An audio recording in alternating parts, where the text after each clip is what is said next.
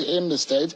Tonight we have the spokesperson of the APC, Mr. Felix Moka, who joins us from our Lagos studio. Thank you so much, Mr. Moka, for your time tonight. Give us an understanding, and I guess it would be good for us to begin in Imo State. The Supreme Court judgment, which declared Mr. Nwafo as the authentic leader, chairman of the party in Imo State, does that subsist, or what is the position of the NWC or the leadership of the APC on the situation in Imo State? Thank you so much for having me. Now, to begin with, the Supreme Court did not and never declared Mr. Nwafo as chairman of the Imo State chapter of the All Progressives Congress, APC. That I think is just one of the misreading, if you will, of that decision of the Supreme Court. As a matter of fact, the Supreme Court did, strike down everything about the matter that led up to that appeal to the Supreme Court, effectively saying that the trial court had no jurisdiction to try or to entertain that matter that was brought originally in the High Court. And because that court had no jurisdiction, the Supreme Court concluded that everything that was done, every order given, every process that was filed in that matter were struck out. So the court returned the matter to status quo. So it was as though there was never a case filed in that matter. So it's actually incorrect to suggest that the Supreme Court in that matter did find that Mr. Nwafo-led executive is actually the legitimate executive. So that's the accurate reading by the majority decision in that case. But of course, I've seen and read a lot of misinterpretations, if you will, or misappropriation of that decision of the Supreme Court. So I think that I'm giving you now the accurate reading, the effect of that decision by the Supreme Court, in that matter in Imo State. So what is the true position of things now from the purview of the NWC? Who is the leadership, authentic leadership of the APC in Imo State? Thank you. Yes, the McDonough-Debere-led executive committee in Imo State is the legal, legitimate, and authentic structure of the party in the state.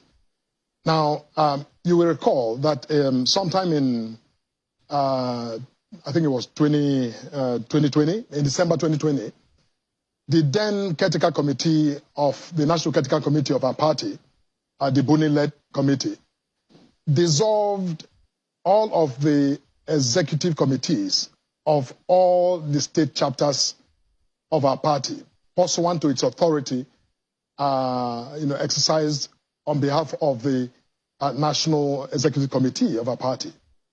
By that action, all of the executive committees of APC across the country, including Imo State, were dissolved by the caretaker committee.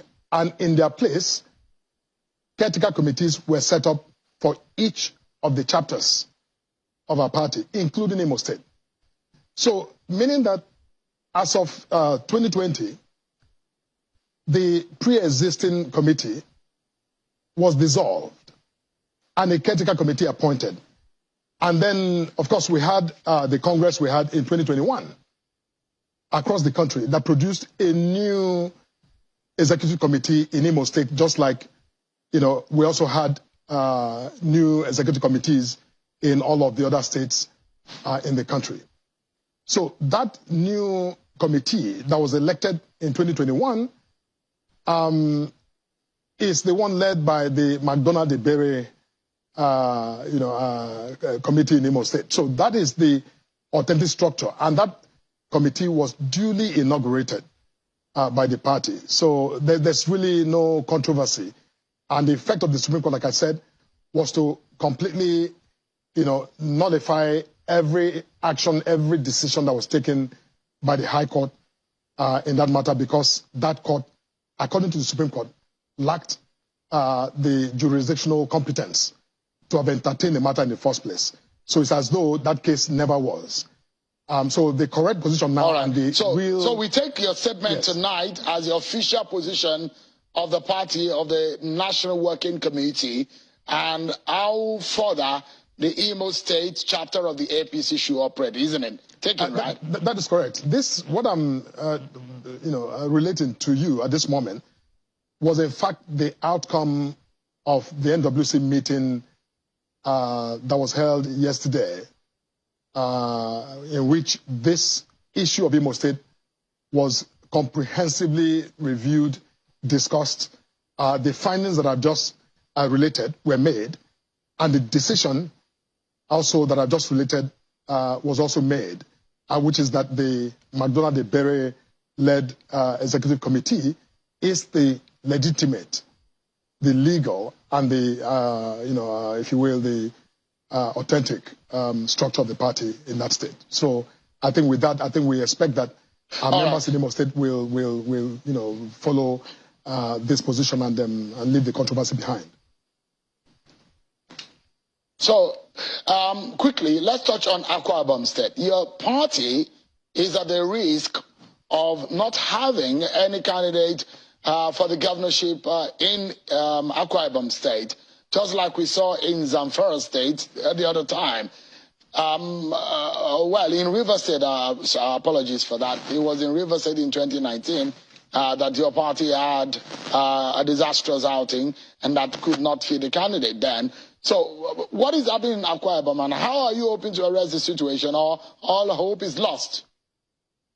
No, there's no, as far as we're concerned, we do not have any problems really in Akwa Ibom State. Yes, there's been a lot of discussion about this in the media, especially as instigated by the resident electoral commissioner, Mr. Mike Guinea, who has simply abandoned his responsibility as an INEC commissioner to become completely partisan. He's acted very aberrantly in his expressions and his representations. Now, we are a political party. Our duty is to conduct our primaries and to submit the list of our candidates to INEC. INEC's duty is to receive them and actually do what the law requires it to do, which is to put them forward. Now, look, if anyone has any... But the question is, yes, maybe you did not do your primaries according to the rules and guidelines of INEC. Look, because those are some of the issues that have been raised. Correct. Those are the issues in discussion.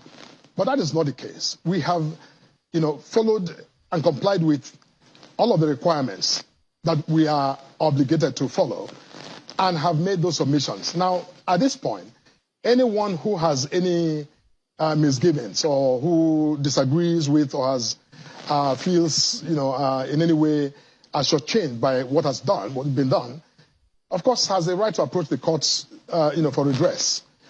But it's not up to an INEC commissioner in the state to determine, just by fiat, that certain primaries did not comply. And by the way, we have not been notified officially by INEC that any of the candidates that we have submitted in Akwa Ibom or elsewhere, have fallen short of the legal process, the guidelines of INEC. We haven't received. Let me throw the last question, and we just have about 60 seconds to close, Mr. Moka, if you can help on that.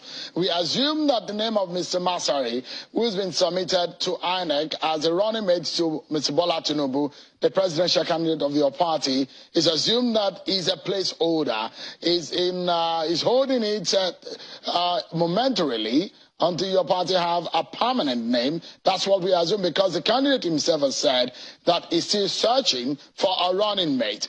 Give us an understanding of what is happening as far as the certificate is concerned. Some of your supporters are worried about the issue of certificate of your candidate, the Bola Tinubu, the former governor of Lagos State. Are you hoping to resolve that? What is your party telling Nigerians on this matter?